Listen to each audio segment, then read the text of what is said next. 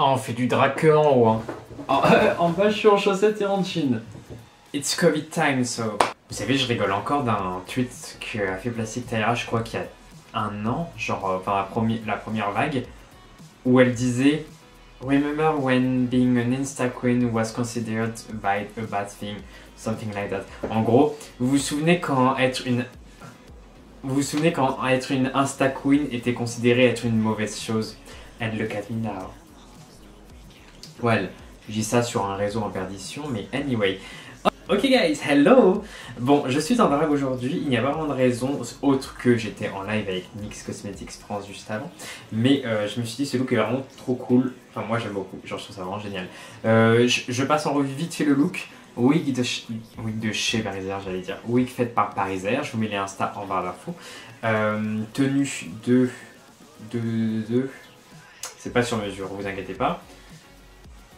Sister James, je crois, Sister Jen, je sais plus, bref. Gants, AliExpress, boucle d'oreille, AliExpress, Fossil Huda, maquillage pratiquement tout NYX, vraiment tout NYX, genre base marshmallow. En rouge à lèvres, j'ai même le nouveau Shine Loud en teinte numéro 15, et le gloss par-dessus, j'ai le Milky Gloss en teinte Peach.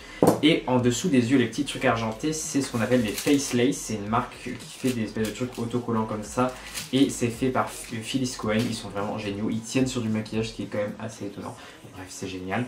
Je suis encore en train de me questionner si c'est une bonne idée cette vidéo ou pas. Mais I don't know, j'avais pas d'idée. Il fallait que je vous fasse une vidéo. Et je me suis dit, en soi, c'est pas une si mauvaise idée. Tout le monde me pose cette question. Mais l'ennui, c'est que je ne sais pas si j'ai la réponse. Écoutez, ce sera une vidéo où je vais blablater, prenez un maximum d'informations, ne prenez pas tout au pied de la lettre, etc. etc. C'est parti. Donc, comment est-ce qu'on s'introduit, commence le drag, comment on commence? Parce que c'est bien joli une fois qu'on est une drag comme ça, mais comment on a commencé? Parce que croyez-moi, j'ai pas commencé du tout comme ça, vraiment pas. C'était même plutôt gênant les premières fois, mais comment on commence? En gros, je vais vous raconter mon histoire, parce qu'en fait c'est la seule que je connaisse. Donc voilà, en gros, il y a 3 ans de cela, l'été d'il y a 3 ans de cela, je faisais des réseaux sociaux comme vous le savez, mais principalement en boy, d'ailleurs je faisais pas du tout de drague à l'époque. Et en fait un jour je me suis dit, tiens, mais en fait je m'ennuie à présenter des fonds de teint tous les jours au lieu de faire quelque chose de créatif. Et en fait j'ai découvert RuPaul's Drag Race, c'était la saison 8 à l'époque, donc ça date, Naomi Smalls et Kimchi, etc. vous connaissez. Et j'ai découvert cette saison qui m'a fait genre remettre tout en question toute ma vie, n'est-ce pas? En gros je me suis dit, tiens mais c'est fou, dans ma tête les drag queens c'était pas comme ça.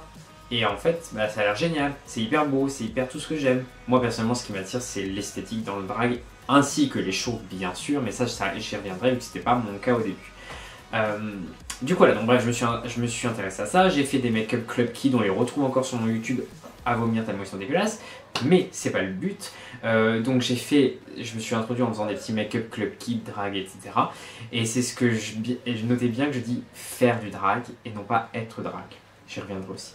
Du coup, j'ai commencé comme ça, mes débuts dans le drag, etc. Enfin mes débuts dans le drag en quelque sorte, j'étais tout seul à Lyon. À l'époque, il y en avait bien sûr quelques-unes des drags à Lyon, mais disons que c'était un peu le début et je les connaissais pas tout simplement. J'avais rencontré quelques amis J'avais du coup rencontré quelques amis sur Paris, vu que j'allais à l'époque tous les mois sur Paris parce que je faisais des vidéos avec L'Oréal BeautyTube pour ceux qui se souviennent. Bref, c'était un temps jadis mais c'était génial. Et du coup, j'ai découvert les soirées drag à la Jeudi Barré avec Cookie Cunty qui était rue de Lappe à Paris pour ceux qui se souviennent. Donc c'était vraiment génial, genre trop bien. Vraiment je m'éclatais, c'était genre trop bien. Et en fait je me souviens qu'on s'était dit mais attends, les soirées drag il faut y aller maquillé quand même, on va pas y aller comme ça. Et du coup on s'était maquillé en mode club kid dégueulasse, vraiment dégueu. Et on arrive et en fait on était les seuls maquillés, nous et Cookie. Donc on était là, bon bah peut-être en fait on n'avait pas besoin. Et je sais pas si, alors je me souviens pas exactement de tous les faits, je sais pas si c'est à ce moment là que tout s'est goupillé ou c'est plus tard, mais en tout cas on revenait chaque semaine voir la Jeudi Barré, c'était vraiment le rendez-vous. Et je me souviens que c'était, j'adorais cette période et je me souviens encore, genre j'adore, je me suis, oh, franchement les girls, que des bons souvenirs. Vraiment c'était le moment où le drag c'était vraiment genre la découverte, vous savez quand on découvre quelque chose on en a plein les yeux, genre c'est vraiment ça. Je me souviens voir les shows, j'étais tellement impressionné de tout et je le suis encore, mais disons que forcément j'ai plus l'habitude maintenant d'en voir que à l'époque, bien que ça fait un an que j'en ai pas vu, you know, go Corona. Anyway, donc voilà, j'avais découvert ça comme ça et j'y allais souvent, etc. Et je continue à me maquiller finalement. Et je me souviens qu'à l'époque, vraiment, moi je voyais personne. Alors je vais pas du tout dire que c'est nous, notre groupe, etc., qui avons inventé ça, pas du tout. Mais disons que je me souviens que moi, quand j'y allais, il y avait vraiment pas beaucoup de gens qui étaient maquillés. Et plus on y allait maquiller, plus il y avait de gens qui venaient maquiller. Donc c'était très cool, une bonne ambiance. Et moi, j'aimais bien voir cette atmosphère queer, c'était vraiment hyper agréable. Et en fait, de fil en aiguille, ça se passe comme ça. Au début, je voulais faire que du Club Kid. Donc il n'y a pas de vraie définition, mais la définition que j'en avais à l'époque, en tout cas, c'était en gros comme du drag, donc c'est-à-dire une performance artistique, c'est-à-dire qu'on se transformer, mais plus en créature que réellement en un personnage plutôt genré féminin, comme je suis aujourd'hui. Prenez tout avec des pincettes, bien évidemment, il n'y a pas de catégorie. Ne me faites pas dire ce que j'ai pas dit, je vous vois. Anywho, donc j'en étais où? J'en étais au fait que à ce moment-là, du coup, je faisais pas de drag parce que je ne me sentais pas à l'aise à être drag tout simplement. Donc j'allais en soirée comme ça, en club kid, etc. avec des looks mémorables. Et je m'amusais très bien, c'était très cool, très cool, très cool. Et en fait, à un moment, je me suis dit, pour le dragathon qui était à l'époque, qui existe encore certainement, mais qui en tout cas n'était pas cette année forcément, étant donné les circonstances, le dragathon qui était à l'époque le plus grand concours de drag français, c'était un concours en live avec des grosses scènes et tout, c'était vraiment génial. Et j'y suis allé avec Christophe, donc Arsenic, Méga Christophe pour les intimes, donc mon copain du moment, qui à l'époque n'était pas mon copain, mais que j'avais quand même des vues sur lui. Je planifiais le filet pour le lancer sur lui, vous voyez ce que je veux dire? Et donc j'y suis allé, et je me souviens que j'y étais allé en drag, d'ailleurs c'est la première fois qu'on faisait du drag. J'avais commandé une wig avec Christophe, j'avais fait faire une tenue par Adèle Cano, enfin bref, plein de choses.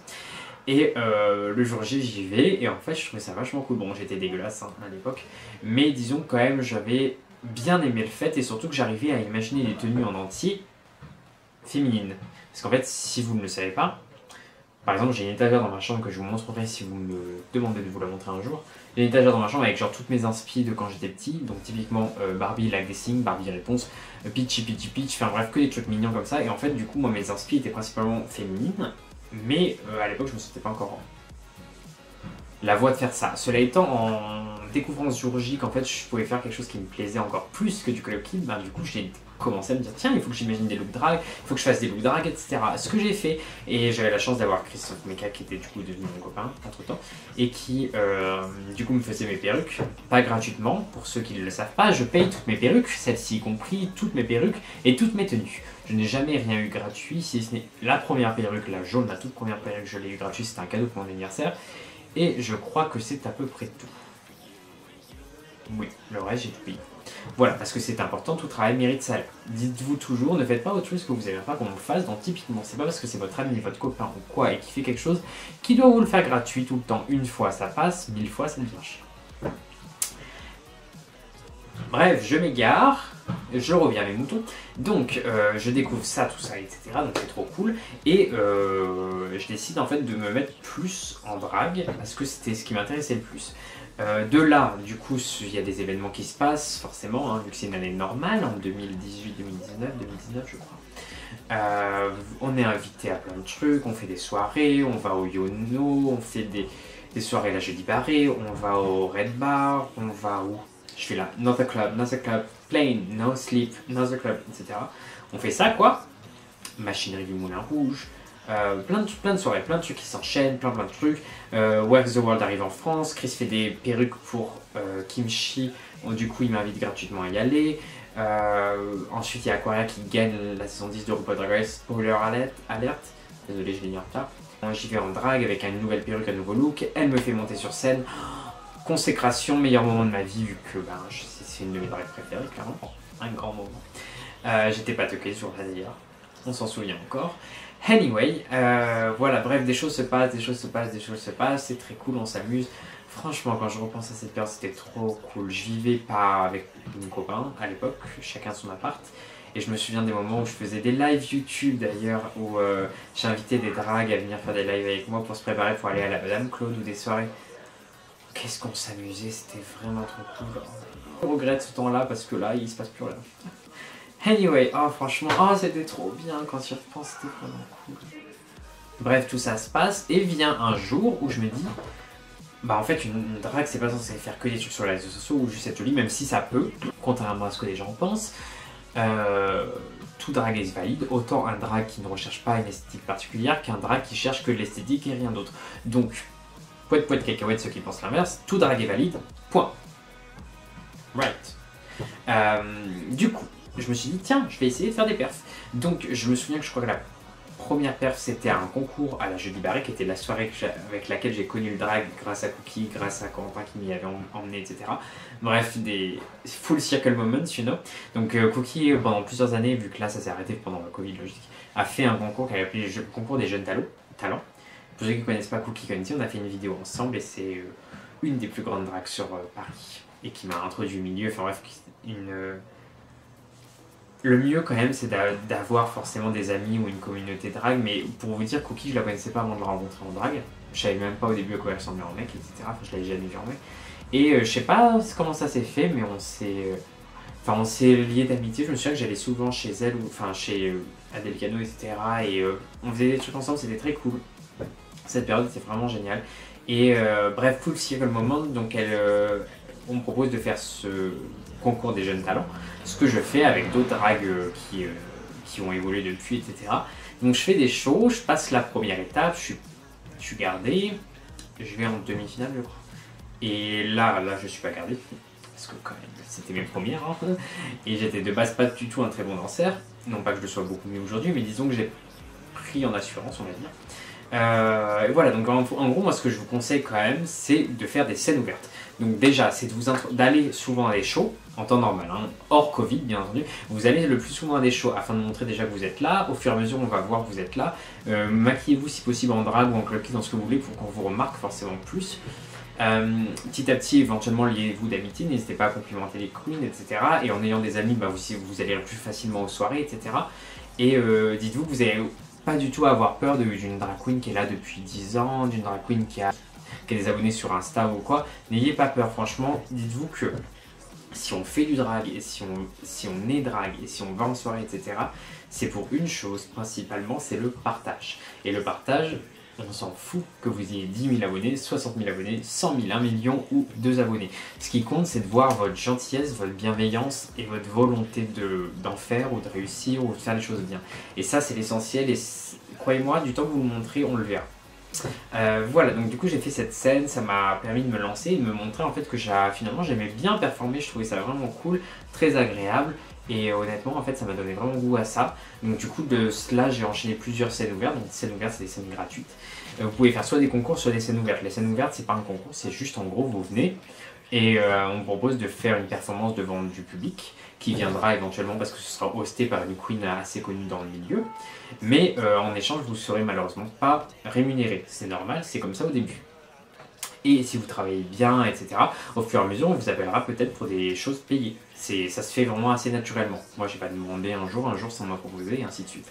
Et après, comme vous faites des perfs, si vous faites bien, bah, genre, par exemple, là, vous savez que, exemple, la Jeudi Barré, c'est tous les jeudis, bah, vous proposez éventuellement à l'hôtesse de performer un soir, etc. Et si elle a une place et qu'elle veut vous voir, ben, elle vous invitera. Voilà, donc c'est un peu comme ça que ça marche. Après, il n'y a pas forcément de méthode, mais disons, moi je vous donne mon expérience pour vous essayer et de vous aider. En ce moment, comme vous le savez, c'est coronavirus, donc c'est très compliqué. Cela étant, ça va bientôt ouvrir, Dieu merci. Enfin, on sent que l'été arrive. Et dites-vous que c'est, je pense, la meilleure chose à faire, c'est vraiment soutenir, venir, montrer que vous avez envie, etc. Là, vous avez le temps, vous avez eu plus d'1 an pour vous préparer, donc vous pouvez préparer les looks, préparer les choses. Vous n'avez pas du tout besoin de dépenser des milliers d'euros ou des choses comme ça.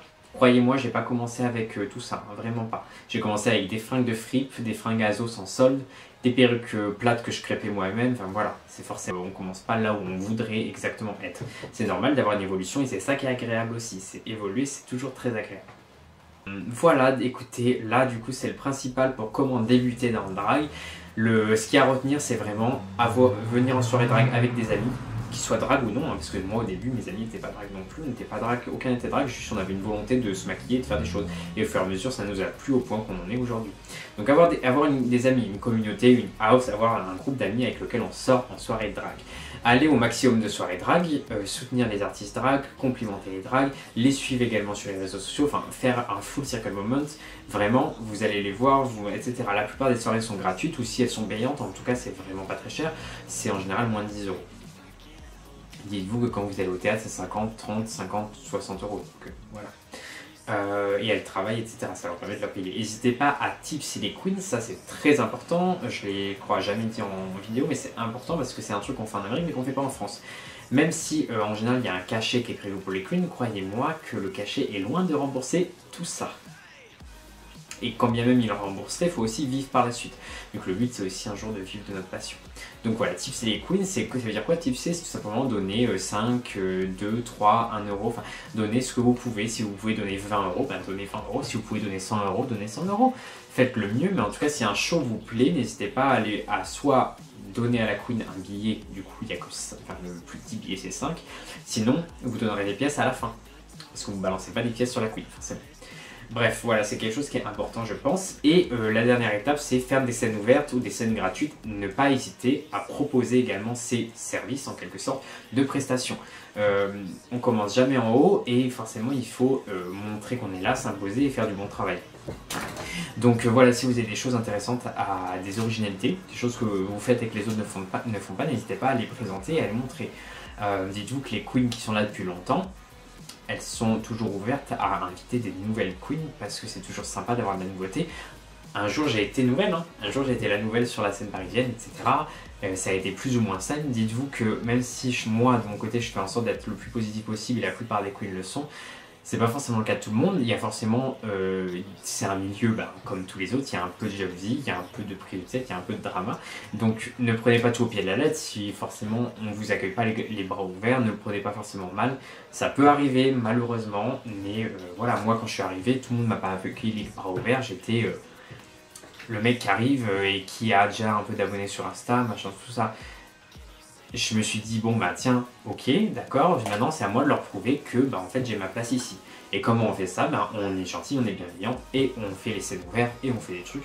Et voilà, moi je pense que c'est le meilleur moyen de commencer le drag. Et après, au bout d'un moment, si ça vous plaît, vous continuez là-dedans, vous faites ça. Après, vous pouvez orienter votre drag vers autre chose, hein. Si vous, votre truc c'est de faire des films, c'est de, je sais pas, faire du cabaret, etc. Vous pouvez vous orienter vers d'autres choses. Et là, je vous présente la scène drag de base. Donc il y a bien sûr que le drag ne se limite pas aux soirées présentées par des drag queens. Mais c'est moi personnellement le plus marrant et moi ce que j'aime faire aussi. Bref, voilà, en tout cas n'hésitez pas à me suivre sur mes réseaux sociaux, Instagram, Twitter et TikTok. C'est là-dessus que je partagerai absolument tout quand le monde reviendra. Et n'hésitez pas à suivre également les autres queens que je vous ai mentionnés. Croyez-moi, il y en a plein d'autres à Paris qui sont géniales. Un jour, il faudrait que je fasse un listing de tout. En tout cas, je vous dis un maximum sur mon Instagram. J'espère que ces vidéos auraient été instructives pour ceux qui veulent se lancer. Et si vous habitez une ville qui n'est pas un milieu drag, c'est-à-dire une petite ville, sachez que c'est compliqué. Je pense de faire du drag dans une petite ville. Quand on est jeune, c'est normal d'habiter... Enfin, c'est normal. Moi, par exemple, j'ai grandi dans une ville où il y avait 12 000 habitants au fin fond de l'Ardèche. Et je suis venu à Paris, vous voyez, et c'est en venant à Paris que j'ai découvert ça. Donc dites-vous que vous pouvez toujours vous entraîner, faire des choses chez vous, etc. Voyager de temps en temps, aller voir des shows, etc. Et le jour où vous vous sentez prêt et que vous sentez de vous investir dans la communauté, n'hésitez pas à le faire et vous serez certainement, si vous faites les choses bien, le bienvenu.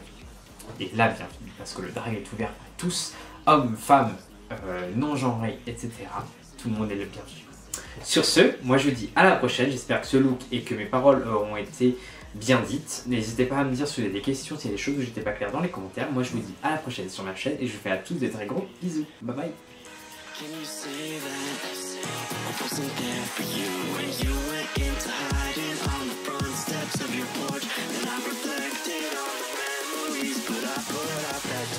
Hey!